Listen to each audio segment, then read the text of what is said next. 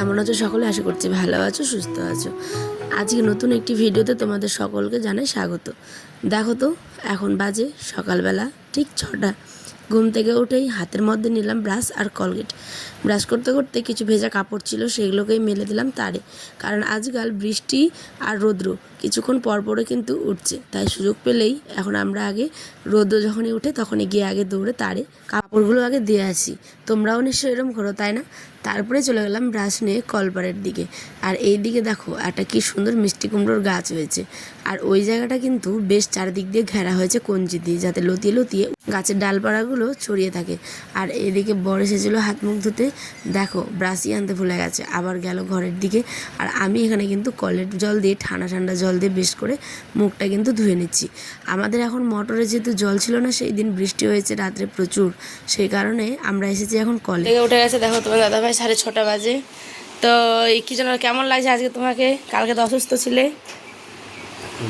বাপ গলার আওয়াজই উঠছে না, ভাবো। এদিকে 6:30 মতো বাজে, আই যে আমার ছেলে উঠে পড়েছে। কি বাইরে কেন যাবে?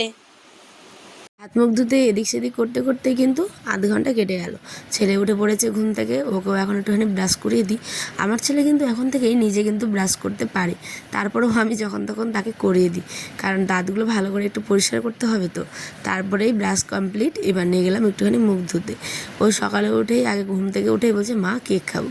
সকালে উঠে এই হয়েছে এক বায়না, ঘুম থেকে উঠেই বলে আগে দোকানে যাব কেক খাবো। এই অভ্যাসটা কতদিনে ছুটবে আমি জানি না, কিন্তু এখনও তো বড্ড ছোট, সেই কারণে চেষ্টা করি তার আবদারগুলো ফুলফিল করার। সময়ের সাথে সাথে হয়তো একটুখানি এগুলো চেঞ্জও হয়ে যাবে, তাই না বলো? তো আসো আয়ান, চলো চলো, এতক্ষণ আয়ান খাওয়ার জন্য তো ওকে কেকটা কিনে দিলাম। তো চলো এখন চাটা কিছু বানাতে হবে, চলো চা করতে হবে আয়নের বাবার জন্য। হ্যাঁ খাই চাই, তো চলো আসো। এখন ওর মুখটা বন্ধ হবে, নাহলে কন্টিনিউয়াসলি বকতো আর কি। টাকার জিনিসগুলো এইভাবে নষ্ট, জানো। এই যে দেখছো চিড়ামারা শাক, এইটা এনেছিল আমাদের বৃহস্পতিবার না সোমবার হাটে আর কি। তো মাঝখানে 2-3 দিন কেটে গেছে, এই শাকটাকে আর ভাজা করা হয়নি বলে দেখো সমস্ত পাতাগুলো ঝরে একাকার কাণ্ড। মানে একটুখানি শাক হয়েছে, বাকি পাতাগুলো সব ফেলে দিতে হয়েছে, নষ্ট।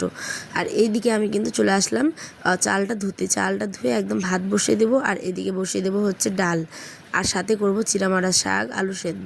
আজকে আমাদের সকাল বলো প্লাস দুপুর, এই হচ্ছে আজকে খাওয়া দাওয়া। আচ্ছা, তোমরা অনেকে কিন্তু আমার লাইভ ভিডিওগুলো দেখছো, তোমরা অনেক কি বলবো অনেকজনই দেখছো, তার জন্য তোমাদের প্রত্যেককে থ্যাংক ইউ সো মাচ। আর এইটা তো নতুন মাইক্রোফোন নিয়েছে, তোমরা দেখেছোই, তাই তোমার দাদাভাইয়ের আমি মাঝখানে কিছু একটু লাইভ করলাম। আর তোমরা চাইলে কিন্তু সেটা অবশ্যই আমার চ্যানেলে দেখতেই পারো।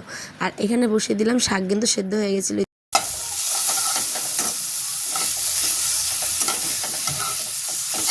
শাকটা সেদ্ধ হয়ে যাওয়ার পরে পেঁয়াজ কাঁচা লঙ্কা দিয়ে ভালো করে ভাজা ভাজা করে নিয়েছি। আর এখানে শুকনো লঙ্কা ভেজে নিলাম আলু ভর্তা মাখবো বলে। তো চলো তারপরে ডালটাকে এখানে ছকে নিই। এটা হচ্ছে মুগের ডাল, তো এখানে 5 ফোড়ন, তারপরে হচ্ছে তেজপাতা, শুকনো লঙ্কা আর রসুন থেতো করে প্লাস একটু আদা দিয়ে কিন্তু এই ডালটাকে ভালো করে ছকে নিয়েছি। আর পরে দিলাম সানরাইসের মিট মশলা, এটা দিলে না মুগের ডালটা খেতে বেশ টেস্টি হয়। তারপরে যা কাজ তোমরা যেমন ঠিক আমিও তেমনই, সমস্ত কিছু চাই পরিষ্কার পরিচ্ছন্ন করে, তারপরে নিজেকে ফ্রেশ করে একদম সারাদিনের জন্য ফ্রি। কিন্তু ফ্রি আর হয়ে কোথায়, একটার পরে একটা কাজ তো থেকেই যায়, তাই না? এডিট করা বলো, বাচ্চাকে খাওয়ানো, এটা সেটা সংসারের কাজ টুকিনাকি, আবার শর্ট ভিডিও করা, এটা সেটা কিন্তু থেকেই যায়। আমরা তো এরকমই, তাই না মেয়েরা বলো? সুযোগ পেলেই কোথায় রেস্ট নিব তা না, কিন্তু চোখের সামনে যেগুলো কাজ থাকে সেগুলোকে আজকে মানে আগে মনে করি ওগুলোকে আগে ক্লিয়ার করি, তাই না? সমস্ত কাজ এখানে কমপ্লিট। তারপরে দেখো ডাল, শাক, ভর্তা রেখে দিলাম একটুখানি আলু আর কি আলাদা করে, যেহেতু ওটা পরে খাওয়া হবে সেই কারণে।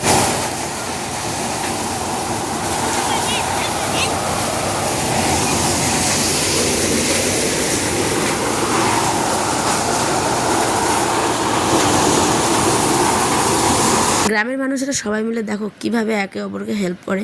যখন ভুট্টা এসেছে তখন দেখো যে গাড়িতে আছে প্লাস আদার্স লোক যেগুলো ছিল সেগুলোও কিন্তু আমার বড় শ্বশুর যেহেতু একটু বয়স্ক, সেই কারণে কিন্তু তাকে হেল্প করছে, কারণ ভুট্টাগুলো অনেক ভারী। আর এটা কিন্তু আধুনিক পদ্ধতিতে মানে গাড়িতে কিন্তু মারা হয় এই ভুট্টাগুলো, ঠিক আছে? মাঠ থেকে গোটা গোটা নিয়ে আসে বাড়িতে এরকমভাবে ভেঙে, তারপরে কিন্তু আবার গামলা করে মেপে তারা নিয়ে নেয় যতটা প্রয়োজন, বাকিটা কিন্তু থেকে যায়। তো এইটুকু তোমাদের সাথে শেয়ার করলাম। তোমাদের কার কার এরকম কার কার পদ্ধতিতে কিন্তু তোমরা এরকম মারো অবশ্যই কিন্তু কমেন্ট করো আমাকে, তোমাদের কমেন্টের অপেক্ষায় থাকলাম, ঠিক আছে। এইখানে প্রচুর লস হয়েছে, ওইটাই সবাই মিলে গল্প করছিল। দেখো মানে একদম পরিমাণের অতিরিক্ত কম হয়ে গেছে, কারণ ওই যে বললাম বৃষ্টির মধ্যে সমস্ত কিছু নষ্ট হয়ে গেছে সেই কারণে। আর এইখানে আমি গেছিলাম তার মধ্যে ডিম আনতে, খিচুড়ি তো নেই না, ডিমটাই আনি। আর এদিকেও দেখো লোকের জায়গা নেই, কিন্তু লোক রাস্তায় মাঠে এইখানে কিন্তু সমস্ত ভুট্টাগুলো শুকানো হচ্ছিলো। হ্যাঁ, তোমার দাদাভাই রাতে নিয়ে এসেছিলো রূপচাঁদ মাছ। তোমরা কোথায় কী বলো আমি জানি না, আমাদের এখানে বলে রূপচাঁদ মাছ। তো মানে মাছের কমলা কালারের মাথাটা দেখতেই পাবে, খুব ভীষণ ভালো আর কি, ঠিক আছে। আমি এটা খেয়েছি এবার 2বার হলো আর কি খাওয়া।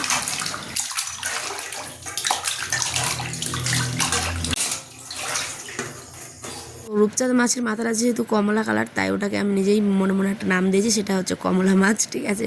তো এখানে মাছটাকে ভালো করে হলুদ লবণ দিয়ে, গায়ে হলুদ দিয়ে একদম তেলের মধ্যে স্নানে দিয়ে দিলাম। তো যাই হোক, একটুখানি আর কি করছি, তোমরা কেউ কিছু আর মনে করো না। হ্যাঁ, তোমরা তো আবার অনেক কমেন্ট করো। তো এখানে আজকে আম দিয়ে রান্না করব মাছটা, মশলা কষিয়ে ভালো করে। ডিটেলসে পুরোটা আমি শেয়ার করেছি শর্ট ভিডিওতে, ঠিক আছে। যেমন মাছের মশলা হয়, পেঁয়াজ লঙ্কা বাটা এই সমস্ত কিছু দিয়ে, রসুন আর আম দিয়ে কিন্তু বেশ ভালো করে, দেখো কত সুন্দর টেস্টি লাগছে, তাই না। তো আমার হাজব্যান্ডও এখন খাচ্ছে, আয়নকেও এখন ভাত খাওয়াবো। তোমাদের ব্লগটা কেমন লাগলো অবশ্যই শেষে কমেন্টে জানো। তো আয়নের আবার তো খুব ভালো লেগেছে, বেস্ট বলছে। টক দিয়ে আম খেতে সত্যি ভালো লাগে, তাই না। এক সিজন মানে এই গরমের সিজনটাতেই কিন্তু আমটা পাওয়া যায়, কাঁচা আম আর কি। তো চলি, আজ দেখা হবে নেক্সট ব্লগে। তোমরা সকলে ভালো থেকো, সুস্থ থেকো, আবারও গল্প হবে নতুন একটি ভিডিওতে। ভালো থেকো, টাটা।